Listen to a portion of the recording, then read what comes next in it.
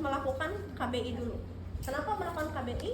Karena KBI keberhasilannya lebih baik dibandingkan dengan KBE. Ya, karena KBI langsung dilakukan pada internal atau bagian dalam. Nah, kita pastikan ternyata pasien didiagnosis mengalami atoni uterik. Ya. Jadi ya, kita pastikan pasien mengalami atoni uterik. Ternyata yang perlu diperhatikan, ketepatan atau keberhasilan dari tindakan KBI itu adalah ketepatan kita menekan pada ini, pada daerah uterusnya. Ya, ini ibaratkan ya, ini adalah vagina. Nah, teteh ilustrasikan ini adalah vagina dan ini adalah mulut rahim atau porcio. Ya. Nah, Anda lihat, ini bagian belakang ini namanya posterior. Ya, ini bagian anterior. Posterior itu bagian belakang, anterior bagian depan. Pada saat kita melakukan penekanan KBI, yang kita tekan itu adalah bagian anterior. Jadi kita menekannya jangan di sini nanti teh. Ya, nanti kan tangan masuk secara obstetrik, masuk teteh mencari pornik. Tapi jangan pornik belakang. Pornik belakang itu berarti di sini. Tapi kita menekannya pada pornik bagian depan. Nanti kita melakukan penekanan dengan cara mengepalkan seperti ini. Ya, kita kepal, tekan. Pada saat nanti anterior ini ditekan, secara tidak langsung sebetulnya nanti si badan dari uterus itu akan ngejungkit gitu teh. Ya, ditekan seperti ini. Kemudian tangan yang luar, nah begini, tangan yang luar, tangan yang kiri, setinggi pusat kita melakukan penekanan. Ya, jadi kita seolah-olah seperti ini teh. Paham ya? Jadi harus gini. Kalau teteh nekannya di belakang, yang ditekan apa? Belakang adalah misalkan lumbal. Ngerti ya? Makanya kenapa harus di anterior. Ya. Baik. Ternyata pasien mengalami perdarahan, kemudian setelah itu kita pasang infus ya, RL 500 cc, diberikan oksitosin 20 unit. Ibu, karena ini terjadi perdarahan, maka saya akan melakukan tindakan ya. Mana kateter? Udah ngambil kateter? Ibu yang kateter itu tadi saya cuma ada yang itu. Nggak ada lagi, saya minta 2 gitu maksudnya untuk. Udah ada 2 di Mana? Oh iya. Teteh nanti lihat ya. Nanti kita ajarin, saya mumpung ingat. Teteh nanti lihat. Ini ya. Jadi teteh kalau menemukan kateter kayak ini buang. Nih, lihat. Ini kateter, ini sama kateternya kayak gini. Ini poli. Kenapa dikatakan poli? Karena dia lubangnya ada 2, lebih dari 1. Poli kateter. Ada yang triple. Yang triple itu ada 3 teh. Kalau yang 3 itu biasanya di ruang operasi. Contohnya kalau dulu saya waktu di OK, minus di ruang operasi, yang 1 untuk kateter, yang 1 untuk masuk darah, ada 3 cabang. Nah, kalau teteh melihat seperti ini, teteh seperti sama kan ya, tapi ini tidak ada saringannya. Ya, gunting aja, buang, jangan dipuput. Ya, karena sudah jadi sampah. Ya, nggak ada ini, nggak ada artinya nanti. Nanti pada saat melakukan kateter nggak ada itunya, nanti airnya keluar. Ya, oke. Nah, pertama kita melakukan KBI, pastikan ternyata perdarahannya mengalir, ya, kontraksi uterusnya tidak ada. Biasanya tinggi pundus lebih tinggi dibandingkan yang normal. Kenapa? Karena pada saat terjadi perdarahan, maka stolsel akan terjadi gumpalan. Gumpalan itu salah satu ciri terjadi perdarahan banyak. Teteh menstruasi, kalau ada gumpalan berarti teteh perdarahannya banyak. Ya, karena itu adanya namanya permen. Ya, permen itu dia yang akan menggumpal. Nah, pada saat atoni uteri, hati-hati teh. Banyak kejadian diraba pundusnya keras. Tapi apa yang terjadi? Ternyata isinya adalah stolsel.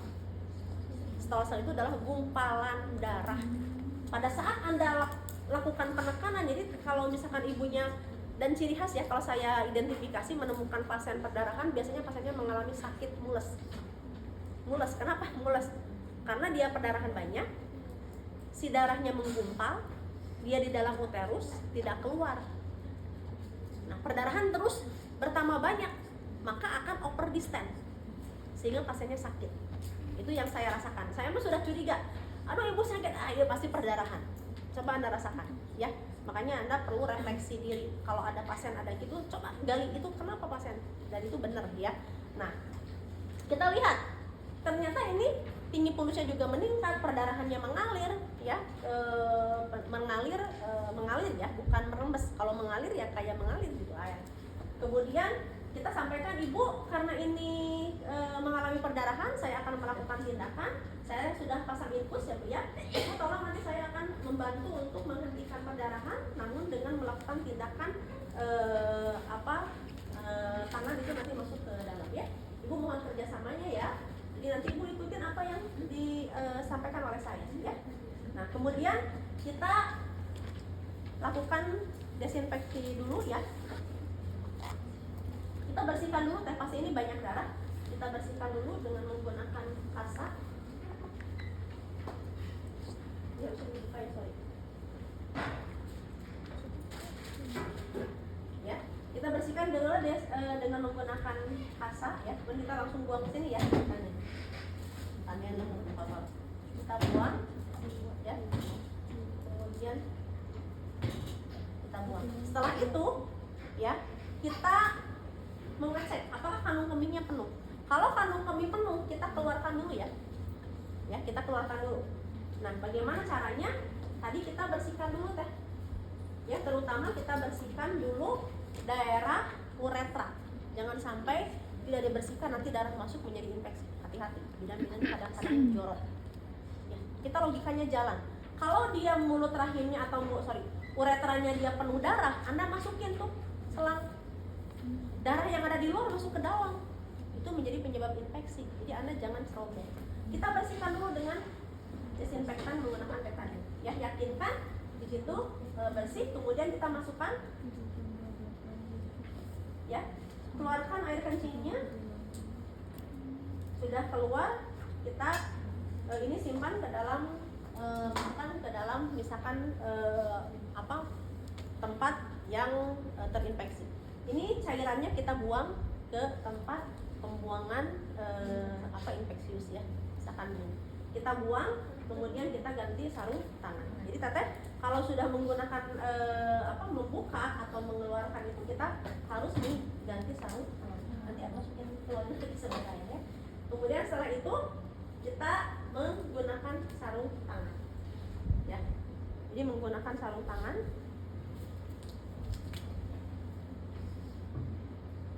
Yang satu sarung tangan minimal, kalau tidak ada sarung tangan yang panjang, kita minimal tangan yang kanan menggunakan sarung tangan yang panjang. Ya, setelah itu kita ambil kasa, kita masukkan ke dalam betadine, kita penuhi, lumuri dengan betadine.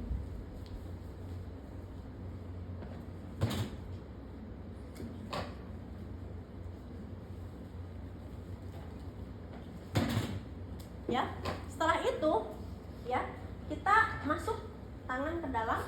Kalau di daerah vaginanya banyak darah, kita tangan ke dalam ini sambil saya lupa. Ini harusnya dipasang dulu ya. Pura-puranya ini udah dipasang ya, karena ini setelah bersalin ya. Sorry lupa. Nah, tangan kita masuk secara obstetrik, begini secara obstetrik. Ya, seperti ini. Jadi mencucu. Ya. Ini buka labia, masuk secara obstetrik. Kalau di vagina aja banyak darah, kita keluarkan dulu teh. Tapi tangan jangan keluar ya. Kita masuk tapi keluarkan dulu tangannya. Nah, udah. Kenapa? Karena kalau darahnya banyak, teteh melakukan tindakan tidak akan berhasil. Ya, kita keluarkan dulu. Jadi sebelum kita tangan keluar, kita keluarkan dulu tangan dengan cara menekan suprapubis, daerah uterusnya.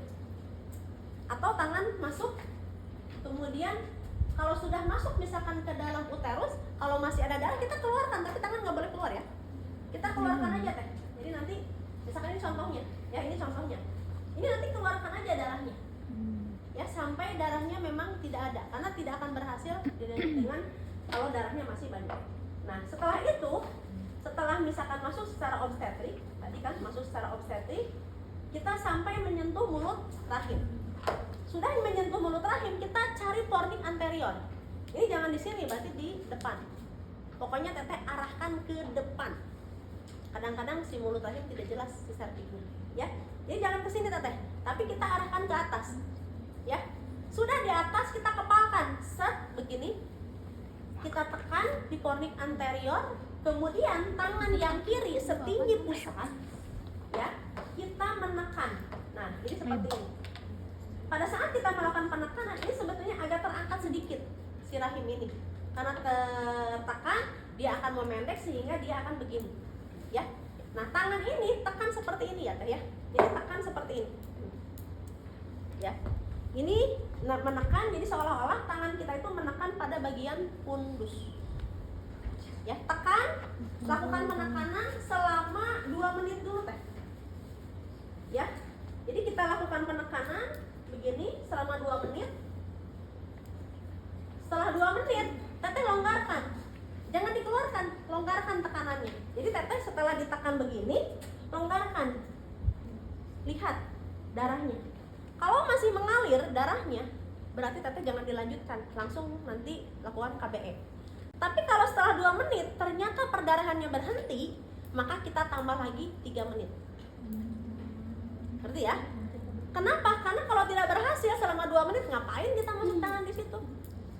Toh tidak akan berhasil gitu. Ya, jadi lakukan 2 menit, tekan seperti ini secara kuat. Kalau misalkan tidak tekan seperti ini secara kuat selama 2 menit, setelah 2 menit kita longgarkan sedikit, lihat perdarahannya masih keluar tidak? Ternyata perdarahannya masih keluar. Kalau berhenti kita tambah lagi selama 3 menit. Kalau sudah 3 menit, itu keluarkan aja tangannya, ya. Berarti dijumlah jadi 5 menit. Jadi 5 menit itu bukan dari awal sampai akhir ya, tapi 2 menit, kemudian tambah 3 menit kalau berhasil. Ternyata tidak berhasil, darahnya masih mengalir, ya, maka kita akan mengeluarkan lengan. Pada saat kita longgarkan, jadi kita longgarkan seperti ini, oh ternyata darahnya masih mengalir. Kita minta 1 orang bantu. Siapa? Nah, kemudian di situ ada keluarga pasien, ya. Bu tolong bantu gitu ya. Atau di situ aja.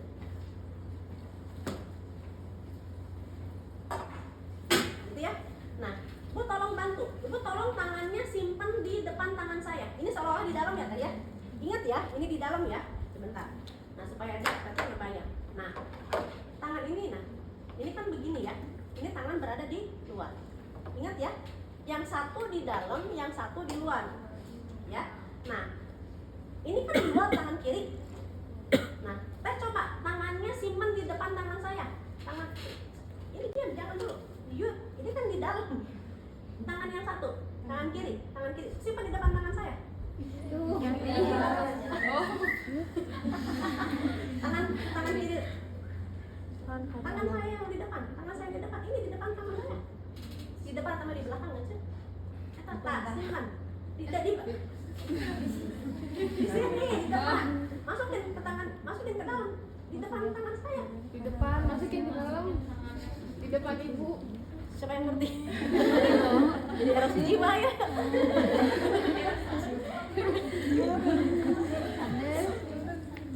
Nah, kan begini kan? So, nah lihat di sini, ya. Kita pastikan supaya ini tangannya betul. Udah tangannya betul, oke. Ibu tangan satu kepalkan. Tekan di sini ya. Tangan saya akan keluar, tangan yang ada di dalam. Tolong gantikan tangan saya yang ada di dalam. Ngerti ya? Ini kan di dalam rahim. Kita keluarkan. Nah, sok tekan. Ini kan gantikan tangan saya. Nah, ya, artinya Anda ingat, berarti tangan ini namanya KBE. KBE itu berarti eksternal, jadi dua-duanya di eksternal, ya. Nah, selama asisten atau keluarga pasien melakukan KBE, kita siapkan. Ya, kalau kita mau melakukan KA, kompresi aorta abdomen, maka kita tekukan kaki pasiennya, tekuk ya Bu ya kaki pasiennya, kemudian kita cari pusat ibu, kemudian agak ke sebelah kiri, kemudian kita simpan di sini, ya simpan di sini, kemudian kita lakukan penekanan. Ini lepaskan deh. Baru kita melakukan ini di sini, KA, ya. Kita lakukannya seperti ini. Beban tubuh kita menekan sampai ke sini. Jadi begini, ya. Karena apa? Karena kalau Anda menekan begini tidak akan kena sampai tangan ini menyentuh tulang belakang.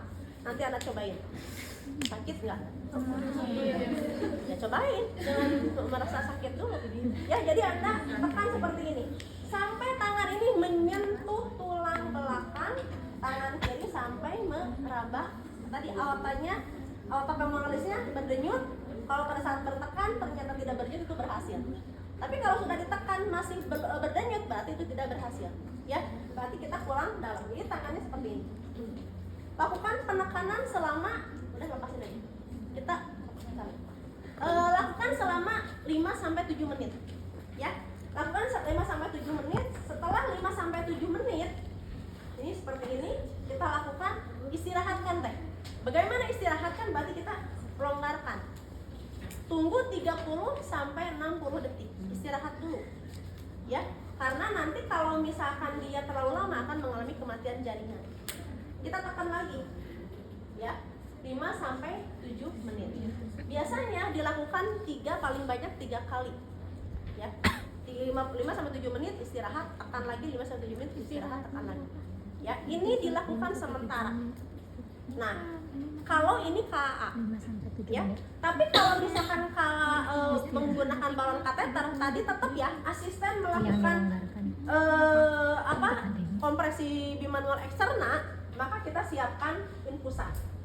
Ya, kita siapkan infusan. Anda keluarkan ini ya. Misalkan ini dikeluarkan, ya. Nanti Anda coba dilihat. Nih, ada 2 jenis. Nanti ada yang ada yang seperti ini ya. Ini sebenarnya nanti nyambung gitu, sama saya digunting. Ada yang seperti ini.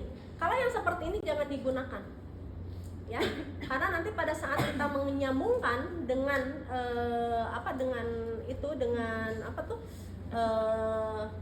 kondom, itu nanti airnya akan keluar, ya. Tapi kita sebaiknya menggunakan yang seperti ini, Teh. Nih. Ini. Ya, ini tadi ada yang plastiknya kan nyambung ya, sama saya digunting. Jadi yang plastik yang kerasnya kita gunting aja, ya, kita gunting. Nah, ini seperti ini. Kemudian kita pasangkan, ya, cairannya menggunakan RL aja. Mau RL, mau NaCl boleh, tapi jangan dextrose. Bisa digebrosir. Kan itu ada gula, ada semut. Ya, nah, udah misalkan simpan. Nanti kalau kita ini dibuka ya, sorry. Kita ganti sarung tangan yang baru. Kita ganti sarung tangan yang baru. Ini sudah dibuka ya, sebelum kita menggunakan sarung tangan yang baru. Panjang banget ya.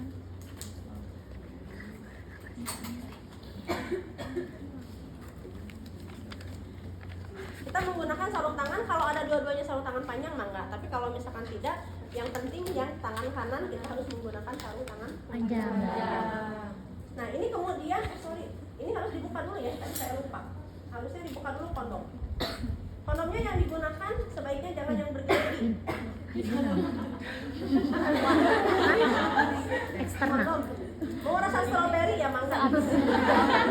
Bergerigi. Sehabis apa? Tapi Sehabis jangan yang tindakan bergerigi. KBN. Nanti ada isi derion.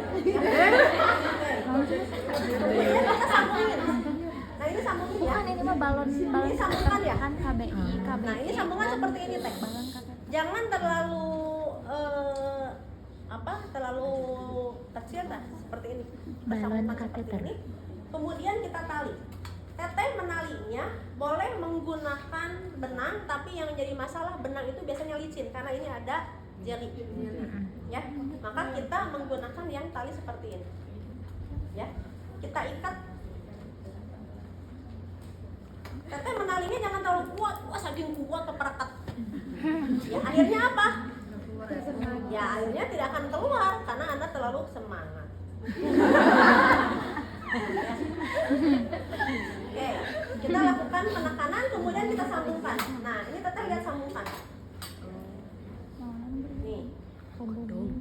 disambung sampai betul-betul tersambung. Sorry. Ya. Nah, ini harus betul-betul tersambung seperti ini. Ya. Nah, udah tersambung seperti ini. Nanti lihat situasi teh.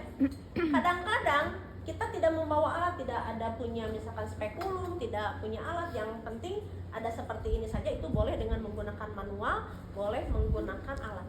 Kalau menggunakan manual itu biasanya lebih sulit, apalagi kalau susah tangan ini masuk. Bagaimana caranya? Nah, katanya jadi nanti masuk ini kan ini buka labia, kemudian pegangnya seperti ini ya. Kalau menggunakan manual, saya contohkan menggunakan manual. Masuk ke sini, setelah masuk ke mulut rahim, ke vagina, maka kita mencari mulut rahim. Nah, ini masukkan ke sini teh, ya. Kalau dia atoni uteri biasanya masih terbuka. Tangan ini pasti yakin masih bisa masuk. Tapi masih secara obstetrik ya. Jadi gini, masukin. Ya. Ini yang menggunakan manual. Masukkan sampai mana? Masukkan sampai ke fundus. Dan tangan kiri berada di pusat. Ya. Setelah berada tangan di fundus, kita pastikan di sini ya. Kemudian kita nanti buka rollingnya. Ya. Tidak usah dibuang udara ya, karena ini tidak masuk ke dalam pembuluh darah. Kita lakukan masukkan selama sebanyak 250 ml. Setelah 250 ml kita stop.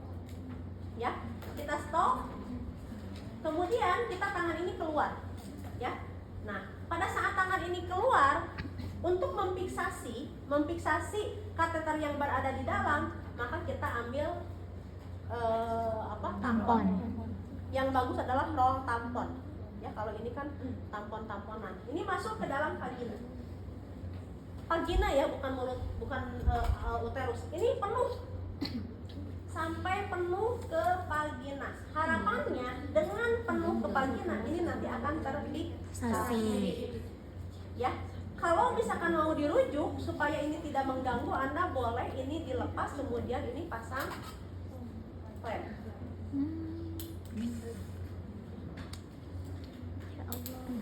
Kemudian kita lepas ya.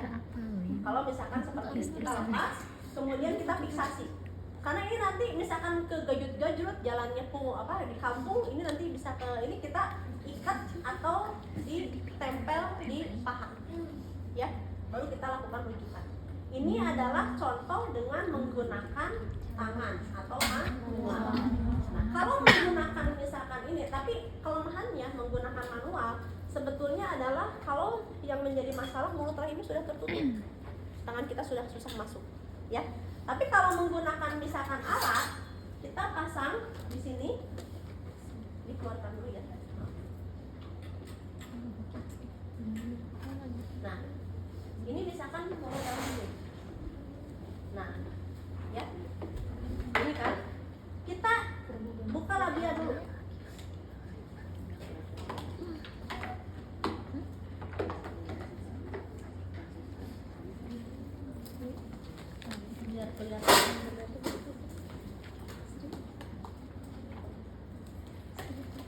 Ya, jadi ini kita buka labia, kemudian masukkan spekulum, kita pasang spekulum bawah.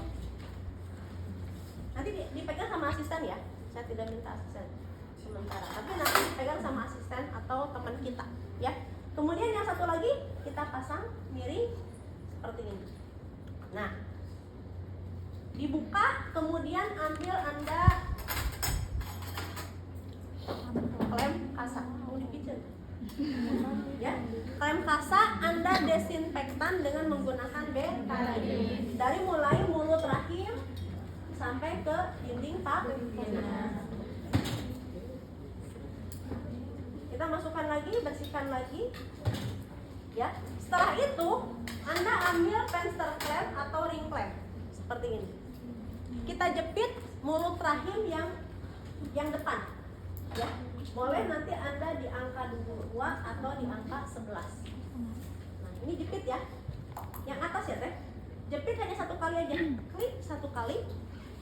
Kemudian teteh ini udah dijepit, kemudian kita pegang kateternya.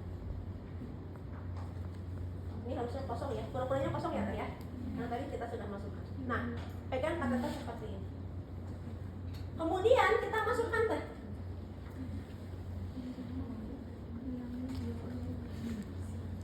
Ini ketiga nama.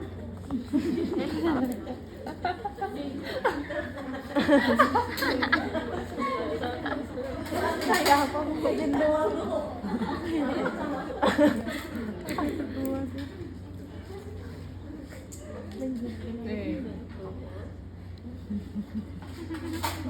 Lengket. Nah nanti kalau ada kontraksi dia biasanya naik ke atas air. Nah, ya. Ini kita pegang.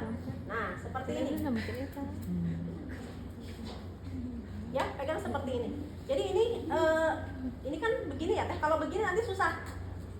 Jadi teteh nyimpannya seperti ini. Ya. Nah kita buka, kita ke ataskan aja. Kemudian kita masukkan. Masuk. Sudah masuk, tangan kiri pindah ke pusat. Kita dorong sampai menyentuh di pusat. Setelah menyentuh di pusat, ya, kemudian kita keluarkan. Kita masukkan air. Ya, kurang lebih 250 cc. Kalau sudah terfiksasi kita agak sedikit keluarkan ya teh ya.